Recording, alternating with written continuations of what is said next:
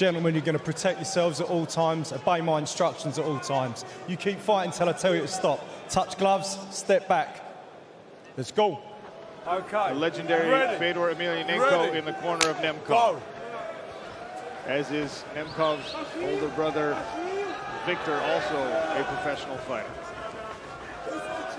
Yeah, having the legend Fedor in your corner must be such a superpower mentally.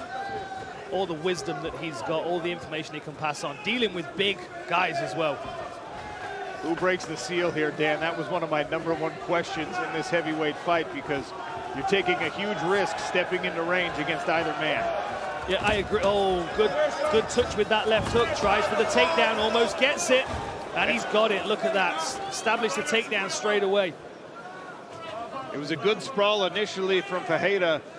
Doesn't continue the effort, though, and ends up on his back. See, this is where the size works to the advantage of Nemkov. He can move quicker. He's got shorter limbs. He can take shorter steps. And in these circumstances, when you're such a long individual getting cramped up against the fence, Nemkov can generate real power at this close range. Forearm across the throat. And you've got to think back to Fedor's ground and pound in those, you know, those Pride days. Nogueira, just massive bombs from the top. You've got to think that is the game plan here. Ground the big guy, beat him up, soften him up. Even if they want the knockout on the feet, this is all money in the bank.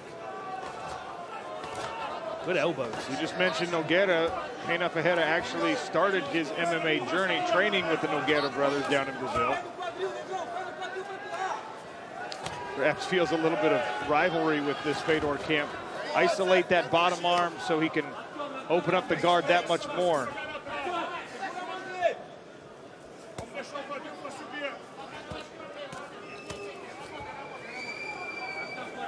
Maybe the blood's from another fight, you know. It looked like it had just landed, but he looks relatively unscathed right now. Maybe a little bit out of his nose, perhaps. You get a little posture from Nemkov, and he throws a punch or an elbow. It forces those arms to come back up to defend.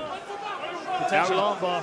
Perhaps going to sit back on an armbar here. The risk here is losing the position, which has happened several times in Nemkov's career. And he rolled over the top, did Ferreira. Tries to step over. That's the big man.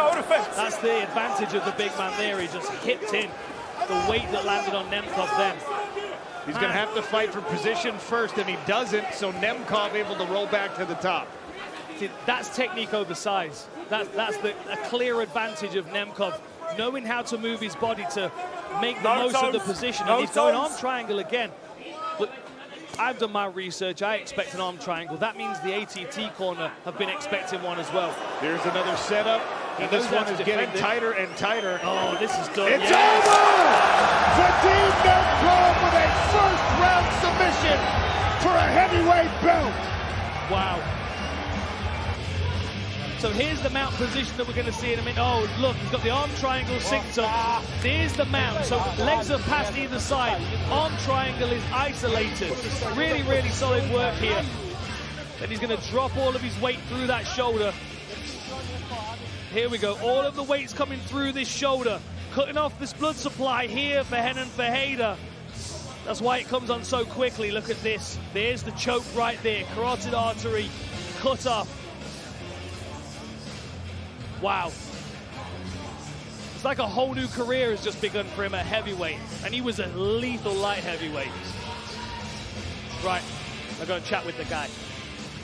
And I mean, you see, even at 241 pounds. Your winner by triangle choke and new PFL heavyweight champion in the red corner, Vadim Nemkov.